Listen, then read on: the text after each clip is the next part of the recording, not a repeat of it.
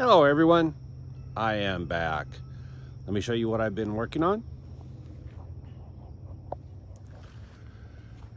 All right, so yesterday I waxed this surface right here on the passenger side of the car. The bottom area, the body work was not finished, so I couldn't wax it. So I wasn't planning on doing that area for right now.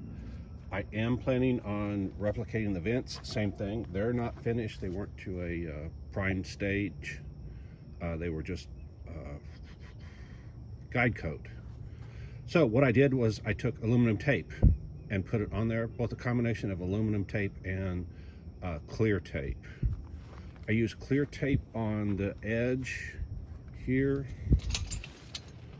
because I want that curve. That curve was very hard to get, and I want to be able to transfer it from side to side.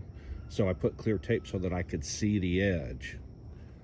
And then I used the silver tape only because I think I can get it to fit better, to shape, than the clear tape.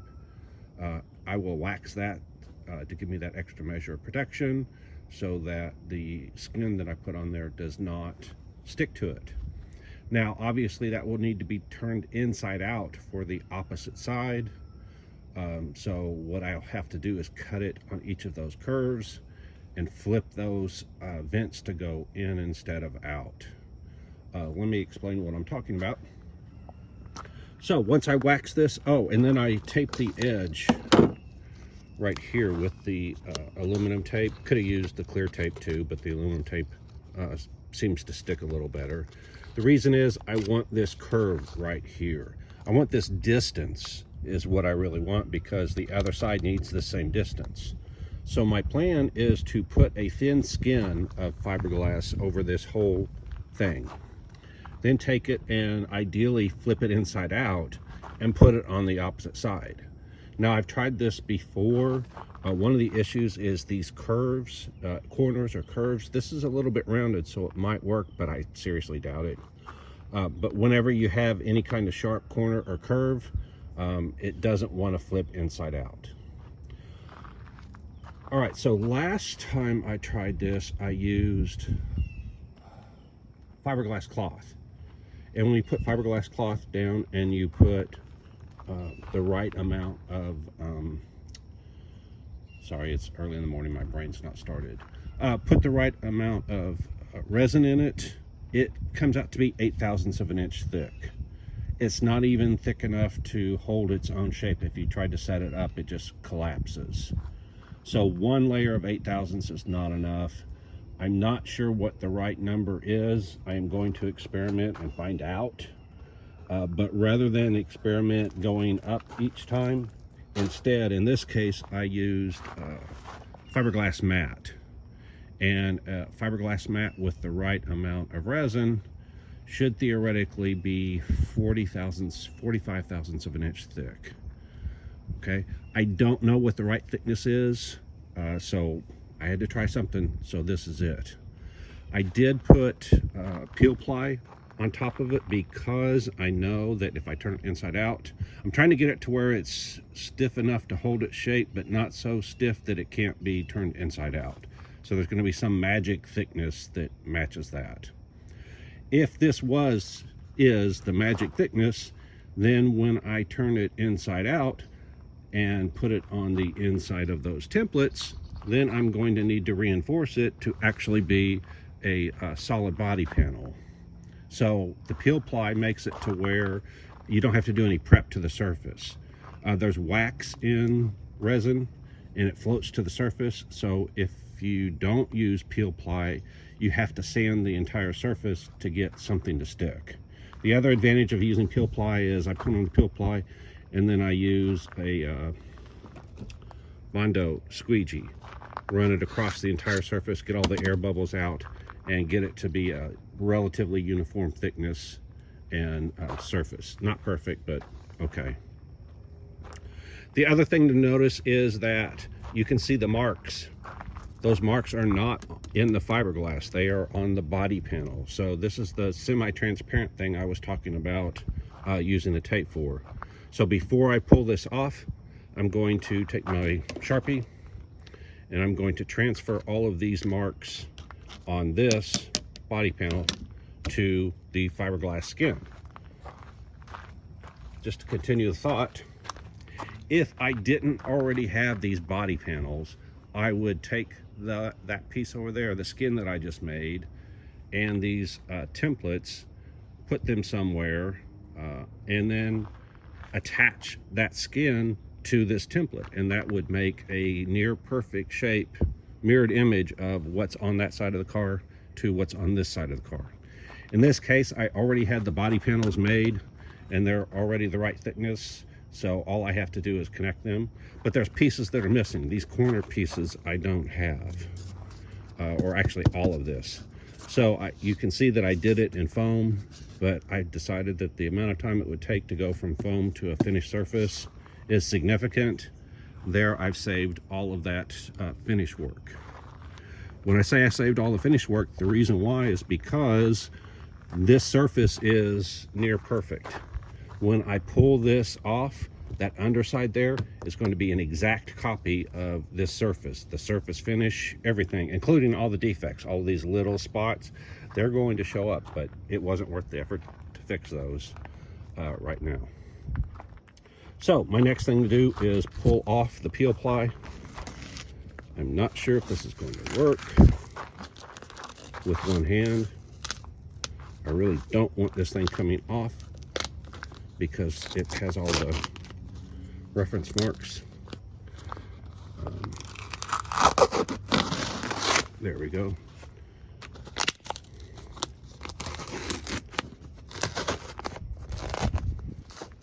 Okay. By pulling this direction, it has the little corner there, so it shouldn't pull that off. So you can see the peel ply comes off. It just takes a little bit of force. So what happened is this peel ply absorbed any excess resin, which helped me to get the right amount of resin, not too much, not too little. And, whoa, that went loose. Ouch, that hurt. And the wax came to the surface.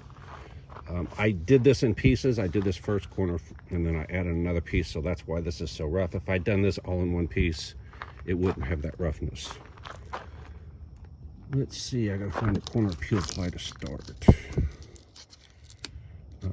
I'm looking for it from this end because I'm afraid if I pull it from this end, it's going to pull it away from the surface, and I don't want to do that. So, there we go.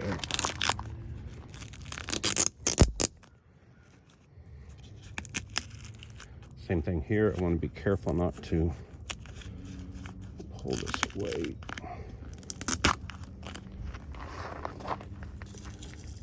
Now, I overlapped here, so the peel ply is actually underneath a little bit of fiberglass, which is why I'm having more difficulty. Normally it just peels, you can see it's peeling right here. And again, I'm trying not to separate this from the surface. Not that it would be a huge issue if I did, because it's got to come off anyway. But right at this moment, I'd rather not. There we go. All right. I can sand and get the peel ply off. Again, what happened is I didn't have a full sheet of peel ply, so I had a piece of peel ply here, a piece of peel ply here, and a gap right there. I was working against time.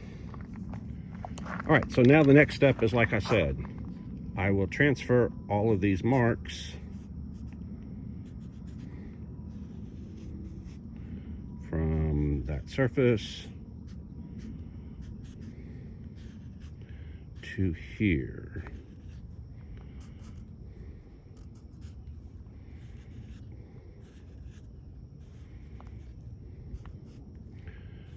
Now, normally I would be very, very accurate in doing this.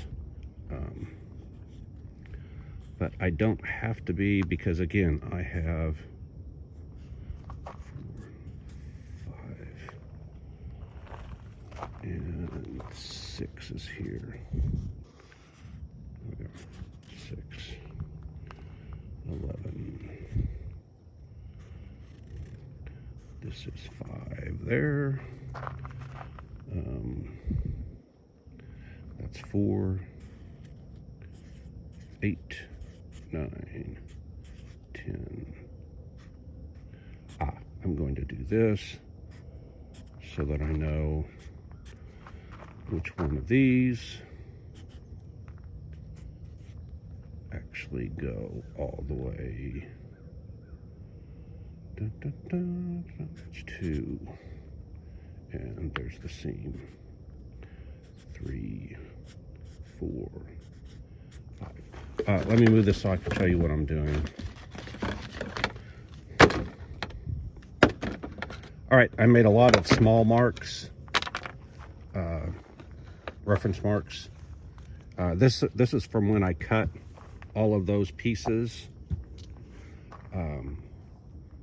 And then I made templates, paper templates that spanned this from the C8 surface to my transition to the outside piece. These go a large span, and each one of my paper templates, I have a paper template marked 6, 5, 4, 3, 2, and 1. I'm going to put this on this surface. If I was being absolutely accurate, when I did this mark would continue like I did over here, the A, the D, the E. Since this is here, I'll go ahead and mark it. And what that would do is that would allow me to accurately line up the templates. This Z mark is critical. And the reason why is this angle right here is critical to make sure that everything lines up. This is the straight from that. And then this line right here, down this edge, is critical. What I'm going to do is, after I take this off, is I'm going to cut that to where this doesn't stick out anymore. That's why I put that tape there. And the same thing with this. This is the back edge of the factory trunk. So if I keep this edge, that means I can leave as much of the C8 trunk in place as possible and not have to redo that part of it. All right, if I wasn't videoing this, I would be using a straight edge. But as long as I get it close enough is good enough. And let me go down to the end here. All right, that's all the marks I see to transfer. There's a line there. I don't know what that's for. Oh, that was for the piece of mat where it ended. So that's not a critical mark. I think I've got everything there. All right. Now this takes the place of that flexible shape template that Wray Schelin does. I'm using a thin layer fiberglass instead of a bunch of tape. Okay, so now if I didn't have that those panels, I would take the template. So template Z fits right on here. Turn this thing inside out, and then template Z would still follow this exact line. Same thing with template 6, 5, 4, all of these. Up here, when I get to it, template A, C, D, E. I should have made my marks there. Again, it's not critical in this case because I have those panels. If I didn't have those panels, I would have made sure that all of these lined up exactly with the templates. Worst comes to worst, it's not going to be flexible on this curve. So what I'll do is I will cut it literally right down that. And then this piece will be flexible in this direction and be able to turn inside out. This piece will be flexible in this direction, and I can turn it inside out. And I would be able to have, again, a almost exact copy using a combination of the templates, screwing or hot gluing those templates, those panels to this template. So I'm basically explaining to you how I would do it if I didn't have these existing body panels. All right, that's what I've got to show you. The big test is going to be when I pull this off, which I can do now. And again, because it's waxed,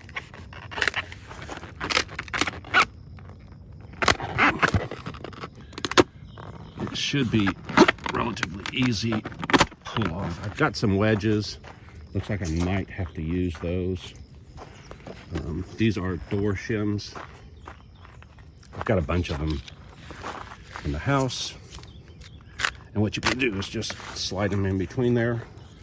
If it doesn't come up easily, you can let these sit and it will work its way loose. Because I'm doing this on your video, I'm not going to patiently wait.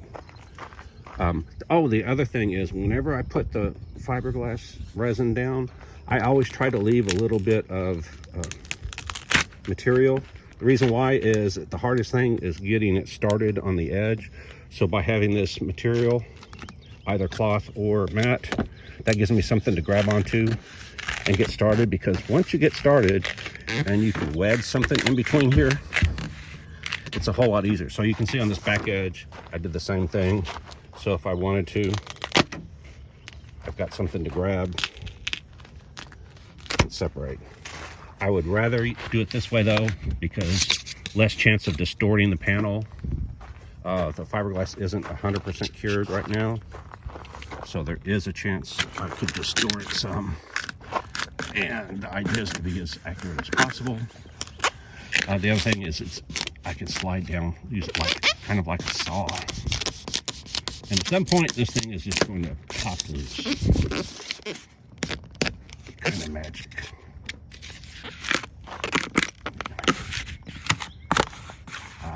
And you can hear the difference here.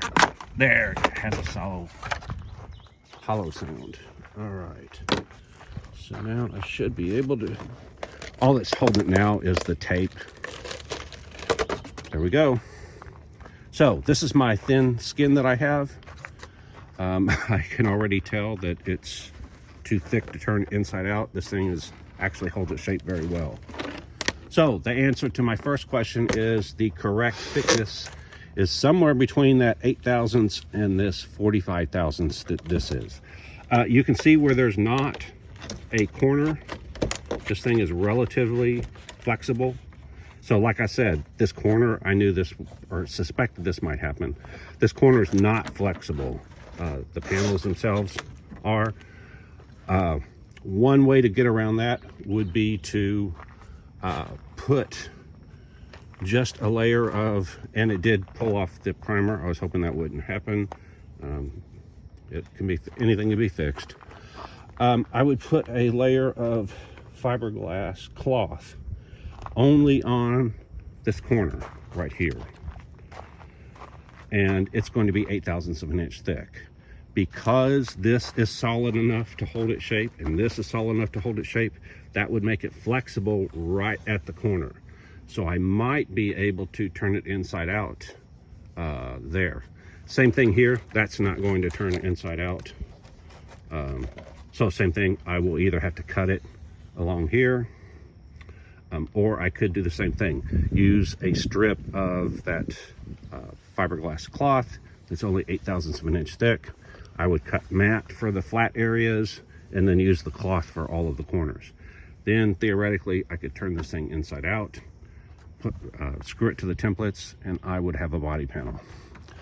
You can see it didn't come out exactly perfect. That's because I didn't, it was hot yesterday and I was racing, and it actually cured when I had my back turned and I was doing something else, and it ended up curing on me.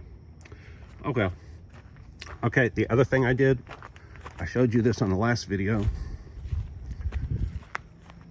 I'd made this piece right here, which is going to be the inside. So this is going to be from the opening of the trunk and the hatch to the top surface. Obviously this is going to be the wrong angle, I think. Anyway, I'll look at that when I get there. But I had left a gap right here where I had a clamp, so I just literally filled in that gap. So this thing isn't even attached other than where I filled in that gap. Okay, so let me explain to you now.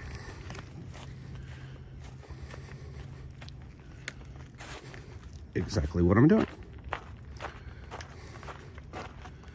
Okay, so now I can get rid of this foam. Slide this piece underneath because it matches that right there, and it matches this curve. The difference is the C8 has more distance from that angle to where the end of the hatch is. But if I come back here to the hatch, I can see that that doesn't match. So that's not significant. So what I'll do is I'll use as much of this as possible. Put this here, glue that or screw it to the inside of these templates, and that will take care of that. So that way I can get rid of this foam. The foam was an exercise that didn't work like I had hoped. Then, so once I put that on there, then this piece goes on top of there, and this line, this Z line that I have right here, is going to follow this line right here. So that's going to give me the width, the correct width. So if I turn this inside out, in this case upside down, okay, so this line right here is the same as this line right here. So I will take this, cut it right there so it becomes flexible, attach it to there, and then I have the right distance all the way down here. Okay, hopefully all that makes sense. If not, sorry, that's as close as I can explain it. It will make more sense once I start cutting and putting all these pieces in place, and you'll see what I'm talking about. Once I get all of those pieces there screwed in place, I'm going to probably, I'm not sure, I might lightly attach them to each other, or this might be sufficient that I don't have to. If I don't have to, that's great. I will take all of this thing off as one big panel. On this, the inside is not, I did not use peel ply, so I'm gonna have to roughly sand it to get stuff to stick. But I'm going to fill in these gaps. I'm going to get a piece of wood, get this, it sticks out a little bit, get that in place, get that in place, and then I'm going to fill in these gaps and make this into one solid piece. This front area is where I'm actually going to use that panel, which is why I did all of that work to get it taped up. This isn't going to work. I do have a template right here.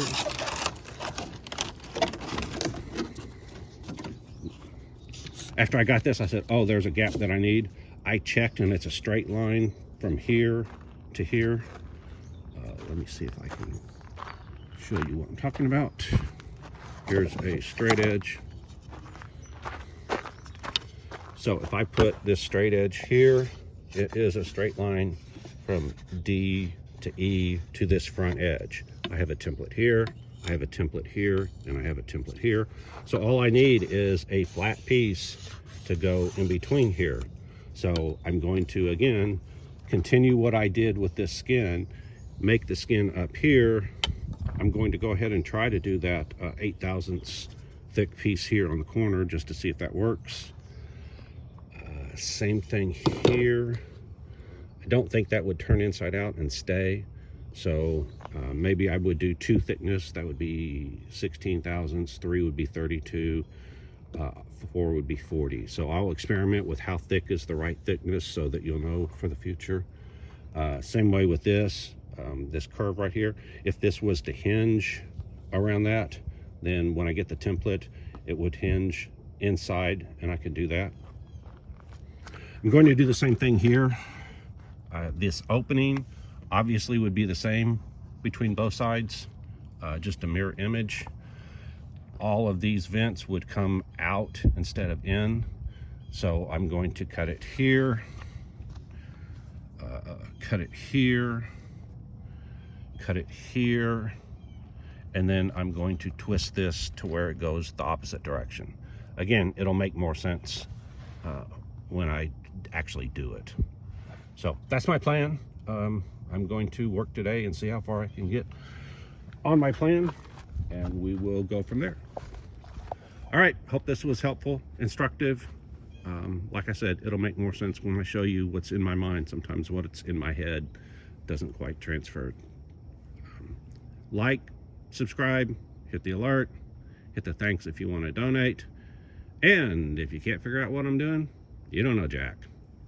Bye.